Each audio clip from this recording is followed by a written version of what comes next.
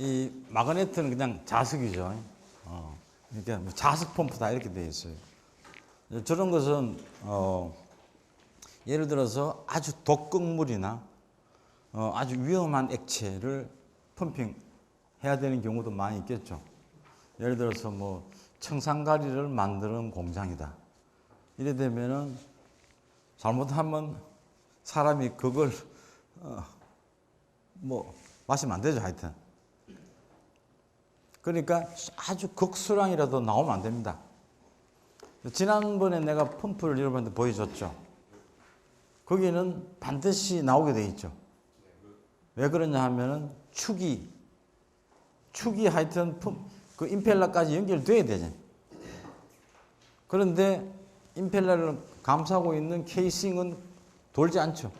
축은 돌죠. 그러니까 완벽하게 실링 하려고 그러면 용접하는 수밖에 없죠. 용접하면 축이 안 돌잖아. 그러니까 그러니까 약간의 틈이 있어야지 돌 수 있죠. 그럼 약간의 틈이 있다는 것은 나올 수 있다는 이야기. 그럼 아예 원천적으로 봉쇄하자. 그러려면 어떻게 해야 돼요? 축이 통과 안 하면 되잖아. 축이 통과 안 하는데 펌프가 어떻게 돌아?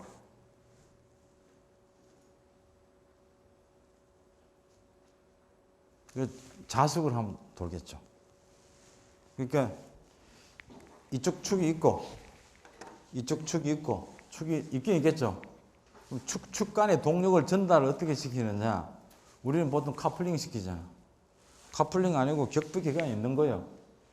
격비기 있고 여기에 마이너스 자석, 여기 플러스 자석으로 그 격벽을 양측으로 해서 플러스 마이너스 자석이 있는 거죠. 그러면 마이너스 자석을 돌리면 플러스 자석도 돌아가는 거예요. 축력 전달 효율은 나쁘겠죠. 그러나 원천적으로 누설은 봉쇄되는 거죠. 그럴 때는 이게 마그네틱 펌프를 사용합니다.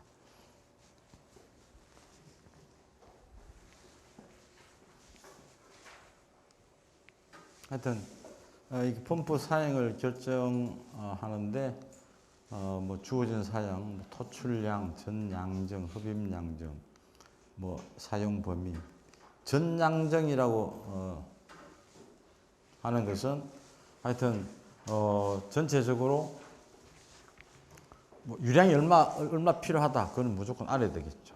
그 다음에 전체 양정이라는 것은 이게 어떤 높이 같은 높이 수도 더하기, 그 다음에 저항 같은 저항 수도 이까지 다 포함하는 것이고, 그 다음에 흡입 양정이라는 것은 흡입 때는 캐비테이션을 방지하기 위해서 아까 설명한 유효 흡입 수도라는 것을 고려해야 된다. 그래서 그 다음에 이렇게 액체의 종류에 따라 가지고 이제 여러 가지를 고려해서 이제 흡입 구경, 토출 구경, 펌프 형식, 회전수, 원동기 축력 뭐 이런 것들, 그 다음에 펌프 재료. 예를 들어서 가성소다를 공급하는 펌프다 하면은 거기에 알루미늄 재질은 쓰면 안 되겠죠. 금방 부식이 되어버립니다. 그러면 그런 경우에는 스테인리스 재질의 임펠러, 스테인리스 재질의 파이프를 다 사용해서 부식을 다 막아줘야 돼요. 그것이 뭐 펌프 재료가 되고. 그 다음에 비속도라는 말이 있는데, 여러분 유체역학에서 비속도를 배웠는가? 네? 배운 적 없어. 원래 유체역학에서 가르쳐 줘야 되는데 스페시픽 스피드라고 하는 게 있습니다. 그래서 이건 보면 하여튼 비속도가 이제 펌프 제작자 간에는 혹은 펌프 전문가들 간에는 비속도가 얼마다 그러면은 펌프가 어떻게 생겼겠다 이런 식으로 이제 어떤 형식의 펌프구나 하는 것을 이해합니다. 그건 뭐냐 하면은 펌프의 비속도가 뭐 100이다, 150이다 하면 이것이 유량은 작지만은 아주 고압 펌프구나. 그 다음에 뭐 펌프의 비속도가 1500이다 하면은 이것은 뭐 소위 압력은 별로 높지 않으면서 유량은 크겠구나. 이런 식으로 생각할 수 있는 겁니다. 그게 뭐냐 하면은 이게 유체학에서 보면은 차원 해석이 있습니다. 차원 해석에 의하면은 이런 이 비속도라는 단위가 하나 나오는데 이것은 회전수 곱하기 유량의 2분의 1성 나누기 양정의 4분의 3성입니다. 이런 것들이 이건 이제 물리적인 뜻은 하여튼 어떤 종류의 펌프든지 간에 그 양정을 1m로 줄이고 모양은 그대로 두고 양정은 1m로 줄이고 유량도 1m 3성 per min가 되게 아주 소형으로 만들었다 칩시다. 가상적으로. 그랬을 때의 회전수가 비속도라고 합니다. 그때 비속도를 내는 공식은 이게 소위 유체역학적인 차원 해석에 의해서 이런 식으로 구해지며 차원 해석을 강의하려면은 또 한 서너 시간 해야 되기 때문에 여기서는 하지 않고 필요한 사람은 유체역학 책의 디멘셔널 아날리시스를 참고하기 바랍니다. 그래서 이게 비속도라는 것은 그래서 결국은 임펠러의 형상을 규정할 수 있습니다. 그러니까 임펠러의 모양이 여러 가지가 있다고 했죠. 임펠러의 모양에 따라서 특정 비속도를 가진다 거죠. 그러니까 용량이 큰 펌프든 용량이 작은 펌프든 비속도를 계산해 보면은 임펠러가 어떻게 생겼을 거라는 것을 유추할 수 있는 겁니다. 또 이 말은 비속도가 유사하다면 임펠러의 모양이 비슷하다는 뜻입니다. 두 개 펌프에서 비속도가 같다면 임펠러의 모양이 비슷하다. 즉 그거는 이제 유동에 소위 이제 동력을 주는 그 원리가 거의 유사하다는 그런 뜻이 되겠습니다. 이 펌프 C는 지난 시간에 내가 잠시 들고 와서 보여줬죠. 이런 쪽으로 해서 하여튼 이 고압 쪽에서의 그 유체 압력 올라가 있으니까 그 고압 측에서의 그 액체가 누설되지 않도록 그러나 회전력을 전달할 수 있도록 미케니컬 C를 쓴다고 했습니다. 그래서 보통 보면은 이런 펌프인데 이거 모양 보니까 지난번에 내가 갖고 온 거 비슷하죠. 하여튼 그래서 이 좀 더 이제 지난번에 갖고 온 것은 이제 아주 소형이고 이제 웬만한 것은 그것보다도 한 100배 정도는 무겁습니다. 그래서 여기가 임펠러인데 임펠러에 가까운 곳에서 미케니컬 실이 한 번 있습니다.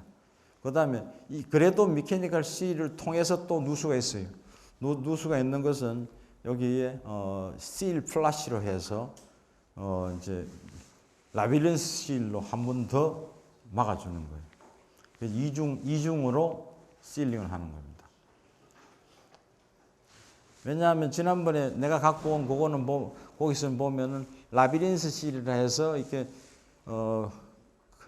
밧줄 같은 거를 이렇게 묶어서 유동장이 많게 해놨죠. 그 정도 가지고는 큰 압력은 못 견딘다 이거죠. 큰 압력은 한번 이런 것으로 미케니컬 실로 해서 잡아주고 거기에서 흘러나오는 것은 압력이 좀 낮은 거예요. 그 정도는 또 한 번 더 이제 2차적으로 그런 라비린스 실로 해서 하고 이제 펌프에 따라서 압력이 높으면은 2중, 3중, 4중 이런 식으로 해서 계속 실링을 하고 있습니다.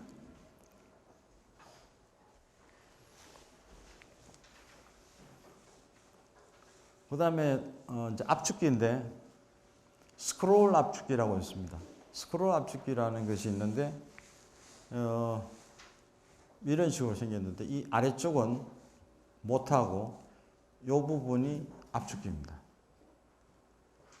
그러니까 보통 압축기라고 하는 것은 용적을 최적을 딱 갖다 두고 최적을 줄여버리면 압력이 올라가겠죠. 이런 식으로 가스가 들어와서 요거 요 띠가 두 개가 있는데 하나 띠와 두 개 띠, 하나 띠가 있고 그 다음 띠가 있어요. 그 띠가 서로 엉켜가면서 돌다 보면은 요만한 포켓이 이렇게 변하고 이렇게 눌리고 이렇게 눌려가지고 요 센터로 빠져나갑니다. 그림 봐서는 모르겠죠? 그래서 또 들고 왔습니다. 이렇게 생겼어요. 여기 위쪽, 여기 아래쪽이고, 이런 게, 띠 보이죠? 머리에 두르는 띠를 이렇게 깔아 놓은 거예요. 또, 이것이 위에, 윗뚜껑이에요. 요것도 이렇게 띠를 깔아 놨어요. 그걸 이렇게 해서 얹으면은 띠와 띠가 이렇게 착 들어가요. 이렇게 됐어요. 오케이? 그 다음에는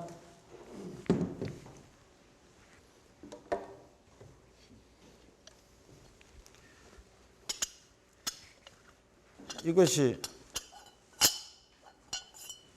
이렇게 도는 것이 아니에요. 이거는 회전이 아니고 이렇게 움직이는 거예요. 이렇게. 자, 여기 서서 이렇게 움직이는 거예요. 이런 식으로. 이렇게 움직이려면은 요 밑에 있는 쪽이 편심으로 이렇게 움직여줘야 되겠죠. 회전은 아니면서 이런 회전, 이건 어떤 회전이라고 설명할지 모르겠는데 하여튼 돌지는 않고 이렇게만 도는 거. 이렇게만 회전하는 거. 오케이? 그러면은 띠와 띠 사이의 공간이 여기가 위에 있는 것이 빨간 띠고 아래에 있는 것이 파란 띠요. 그러면 돌면 이렇게 돌아가요. 보여요? 이런 식으로 되면은 거기에 기공이 있으면은 좁아질 수 있죠. 이렇게 작동되는 것이 스크롤 압축기라는 거예요. 그래서 대부분 요즘에 삼성전자에서 나오는 냉동기 압축 형식은 이 스크롤 압축기를 많이 이용합니다. 그러면 또 압축 용량을 줄이겠다 할 때는 이걸 약간 덜어요. 약간 덜면은 띠와 띠가 마주치는 면적이 줄죠. 그러면은 조금 압축이 덜 돼요. 그래서 소위 부분 운전까지도 요걸 약간씩 덜므로 해서 부분 운전 부하에 맞추어 주게 되어 있습니다. 요것은 실제로 안 보면 이해 못 해요. 이제 요걸 봤으니까 요걸 이 그림 이해할 수 있겠지. 하여튼 요 띠가 두 개다, 그렇지? 띠 두 개 사이에 공간이 있는데 띠 두 개 사이에 공간이 하여튼 이것이 이런 식으로 이제 회전이 아니고 움직이다 보면은 공간이 이렇게 옮겨져 간다 그런 뜻이에요. 옮겨져 가면 제일 센터 쪽으로 자꾸 밀린다. 제일 센터로 밀리면 센터에 출구가 있는 거예요. 그러면 이제 최적이 여기보다도 이렇게 자꾸 줄어들어가서 여기서는 체적이 줄어들어서 압축된 상황으로 중심으로 빠져나가는 거예요.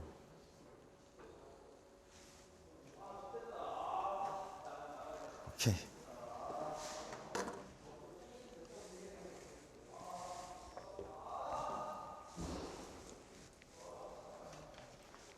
로타리 압축기라는 것은 그러니까 이제 이게 스크롤 압축기는 여기 아래쪽이 이제 못하고 여기가 소위 띠가 두 개 다 했죠. 요것은 위쪽이 못하고 아래쪽이 요 로타리요. 요것이 내가 갖고 온 요거요. 요거.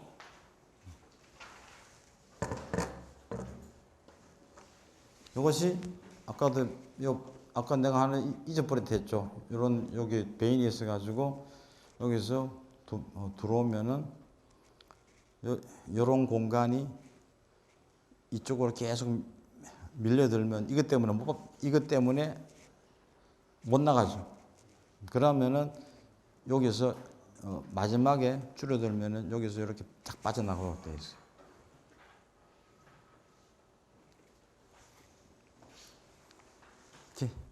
그래서 이게 로타리하고 스크롤 봤죠?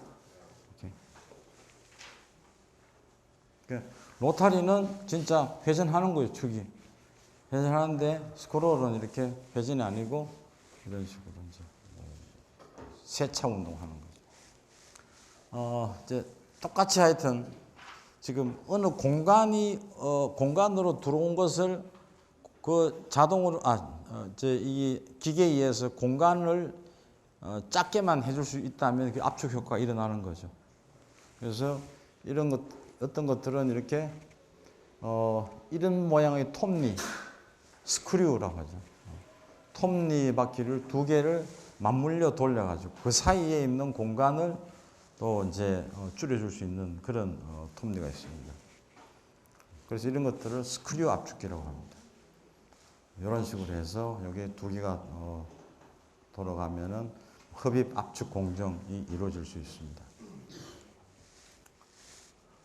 그 다음에 왕복동식 압축기는 이거는 그냥 피스톤을 실린더에 의해서 하여튼 압축시키는 이런 거 쉬운 거죠. 냉장고용 압축기는 보통 이 밑에 그림과 같이 이렇게 새까만 통으로 되어 있죠. 이 통의 90%는 다 못합니다. 부피가. 통 부피의 90%는 이게 다 못해요. 못하고 피스톤하고 실린더는 어디 있나 하면은 여기 있습니다. 여기에 실린더고 여기에 피스톤입니다. 전체 공간이 이만한데 피스톤 실린더는 요거 조금밖에 안 돼요. 그래서 모터 공간이 훨씬 크고 심지어 이 피스톤 실린더 공간보다도 더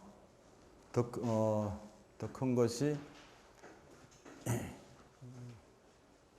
여기는 안 나와 있는데 하여튼 그 소음기 머플러가 사실은 요거보다 더 크게 됩니다.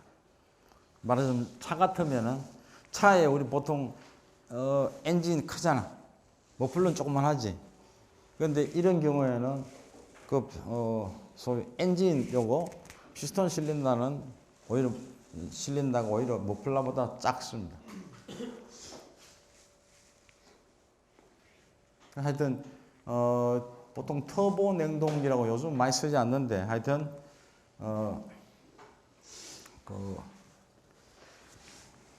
터보니까 펌프 비슷한 거예요. 펌프 형태와 같이 되어 있어서 그것이 냉매를 압축시키도록 되어 있는 겁니다. 그런 것들이 이제 터보 냉동기라고 하는데 이 모터가 있고 여기 임펠러가 있고 임펠러가 있어서 냉매를 빨아들여 가지고 중앙으로 빨아들여서 임펠러를 돌려 가지고 압축시켜서 응축기로 보내는 이런 형식이 되어 있습니다. 그러니까 이 터보 냉동기는 요즘 많이 쓰지 않는데 왜 많이 쓰지 않느냐 하면은 이게 전력 문제 때문에 그렇습니다. 우리 학교만 해도 한 20년 전에는 터보 냉동기를 썼는데 이제 이 피크 로드가 이것이 상당히 많이 잡아먹기 때문에 또 경제적으로 맞지 않습니다. 그래서 이거 원심 냉동기를 버리고 흡수식 냉동기로 사용하고 있습니다. 하여튼 원심 냉동기 모양은 이렇게 해서 이쪽은 응축기들이고 여기에 이제 임펠러가 요 뒤에 있습니다. 이것이 임펠러입니다. 모터가 있고. 그래서 여기 전동기가 있고 하여튼 임펠러가 여기에 있는 겁니다. 그래서 이런 식으로 해서 이제 요거는 2단 임펠러가 여기 2단으로 되어 있는 거예요. 여기서 한번 압축시켜 가지고 압축된 것을 또 여기서 또 압축시켜서 이제 두 번 압축시키는 걸로 되어 있습니다. 그래서 이제 이런 전기로 쓰는 이 압축기들은 전력이 풍부한 쪽에서는 이걸로 가야 되겠죠.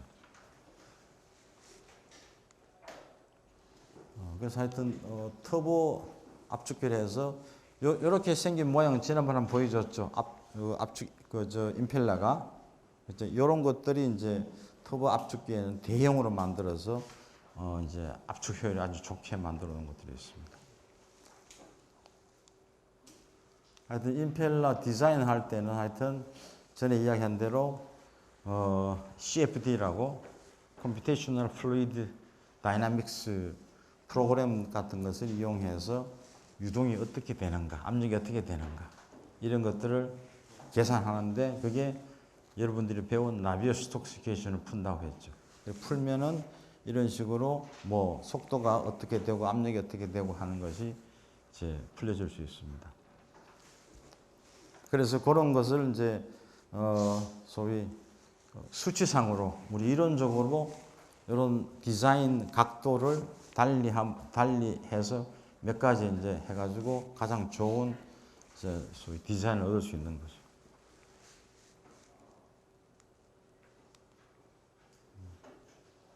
이제 또 가스터빈은 여러분들이 이제 많이 이야기는 들었을 거예요. 가스터빈은 일단은 이 들어오는 유입 공기를 압축시킵니다. 유입 공기를 압축시켜 가지고 압축시킨 후에 여기는 압축기요. 압축시킨 후에 이쪽으로 보내 가지고 그 압축시킨 공기에 연료를 타서 연료를 섞어 가지고 여기 연소실에서 연소를 시켜서 요 터빈으로 보냅니다. 그러면 요 터빈이 이제 일을 생산하는 거죠. 터빈과 압축기가 연결되기 때문에 요 터빈에서의 출력은 우리가 바깥에서 뺏을 수 있는 것은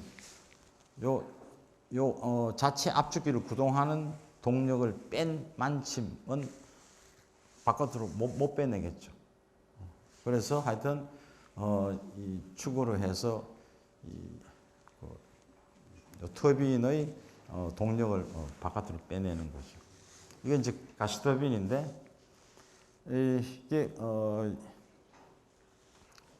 가스터빈은 여러분들이 연력학에서 배운 브레이튼 사이클의 일종입니다.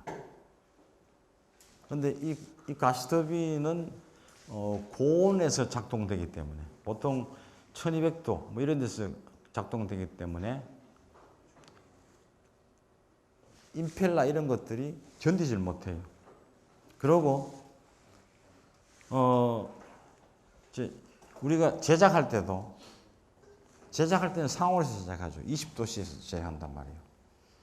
20도에서 제작하는데 실제로 운용은 1200도에서 돼요.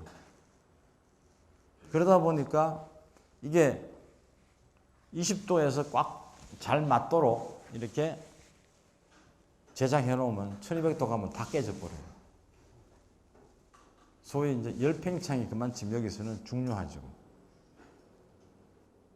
그래서 열팽창률도 재질마다 다 다르다 했죠. 그러니까 이게 보온이 되면은 이 많은 것들의 소위 팽창이 운전 온도에서 적당하게 맞아야 돼요. 안 맞으면은 효율이 다 떨어지는 거죠. 그래서 가스터빈을 처음 만들다 보면은 이 터빈에서 나오는 출력이 이 압축기도 못 돌려요. 그러면 아무것도 아니죠. 그래서 우리나라에서 뭐 몇 번 시도해 봤는데 터빈에서 나오는 출력이 압축기를 못 돌려. 그래서 실패. 그래서 아직까지도 우리나라에서는 가스터빈을 만들지 못합니다. 설계도 못하고. 전량 수입하죠. 그래서 이제 그래서 가스터빈을 제조할 수 있다는 수준이 되면은 아주 이제 과학 소위 기술 선진국이에요. 그래서 전 세계에서 가스터빈을 만들 수 있는 나라는 미국, 일본, 독일, 이태리 그 정도입니다. 그러니까 이게 또 그러나 가스터빈의 수요는 굉장히 많습니다. 항공기 다 가스터빈이죠. 그 다음에 복합 발전하면 또 가스터빈이 다 필요해요. 그래서 뭐 우리나라는 이 가스터빈 기술이 없어서 뭐 연간 몇 조 정도는 몇 조 원어치는 수입할 거예요. 굉장히 큰 물량입니다.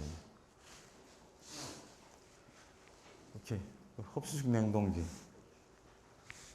이게 내일 가서 이제 여러분들이 볼 건데 모양이 이렇게 생겼어요. 여러분이 보는 모양.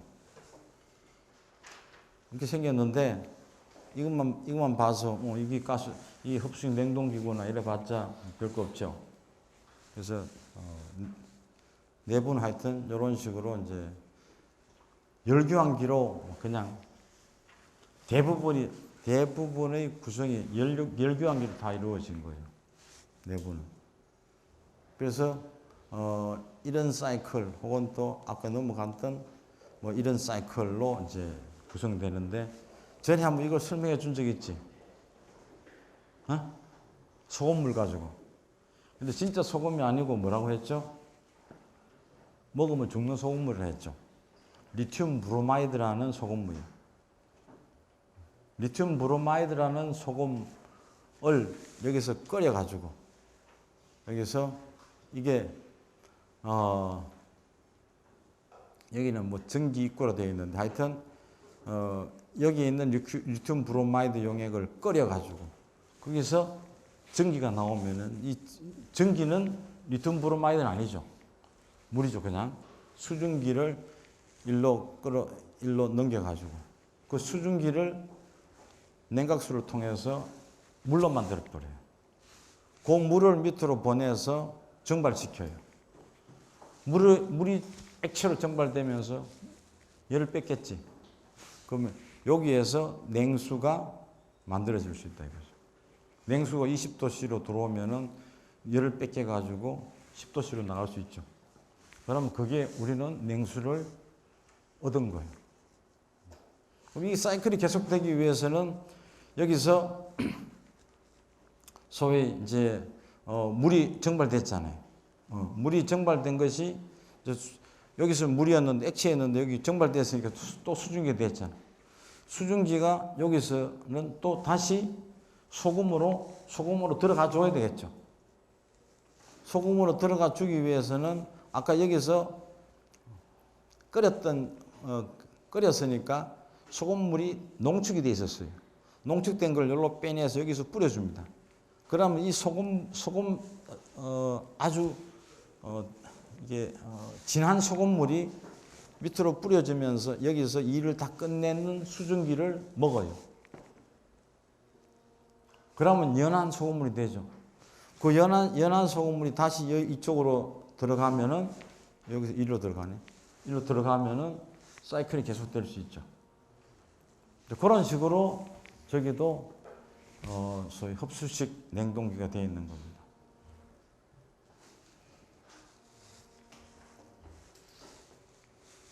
오케이.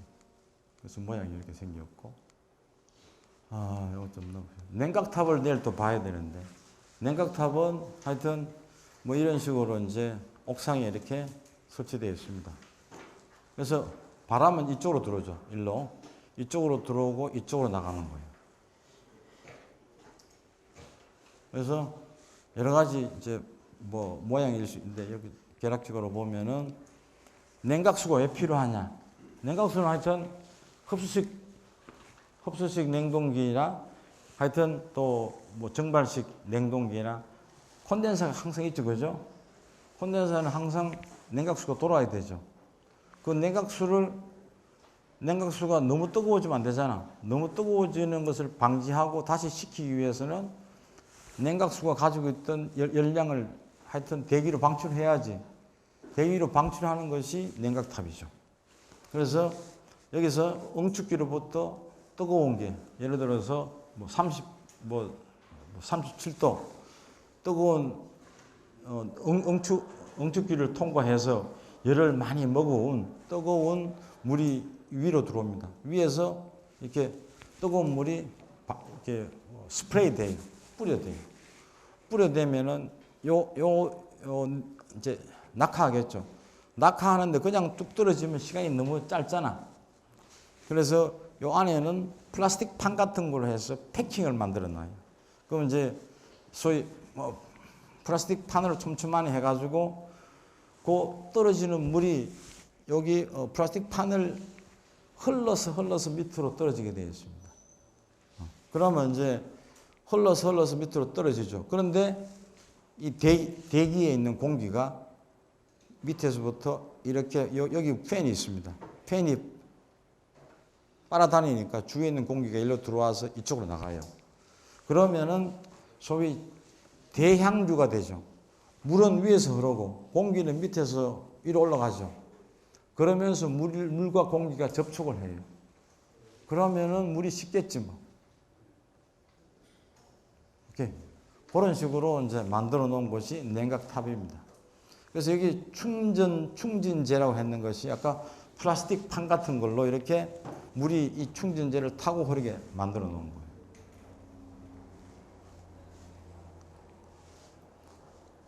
그래서 보통 표기효율이라고 되어 있는데 이것은 제작자가 이 냉각탑은 뭐 300CRT다. CRT라는 것은 RT는 여러분 배웠죠. Refrigeration Tone인데 C자 붙으면 쿨링 타워 리프리저레이팅 톤에서 냉각탑 냉동 톤은 따로 있습니다. 그것은 이제 1CRT라고 하는데 1CRT는 39,000kcal/h 용량이라고 이제 정해놨습니다. 오케이. 그래서 이제 그런 것들이 이제 제작자가 제시하는 성능인데 실제 성능은 얼마나 될까 하는 것이 이제 이렇게 뭐 분모로 하면은 실제 성능분의 제작자 제시 성능. 뭐 이게 이런 경우에는 효율이 뭐 제작자가 잘못 기재하면은 1보다 클 수도 있어요. 냉각탑 구조는 하여튼 이런 식으로 이렇게 바람은 여기서 이렇게 하고 물은 이렇게 들어온다. 지금 저 옥상에 HIT 옥상에 있는 것은 이런 형태로 생겼습니다. 여기 이제 사각형으로 이렇게 또 돼 있는 데 있고. 어프로치 그 냉각탑에서는 어프로치와 레인지라는 것이 있는데 시간이 다 됐네. 그래서 여기 물이 37도에서 들어와서 32도로 식어집니다. 그 대신 공기는 27도에서 들어와서 뭐 29도로 나가겠죠.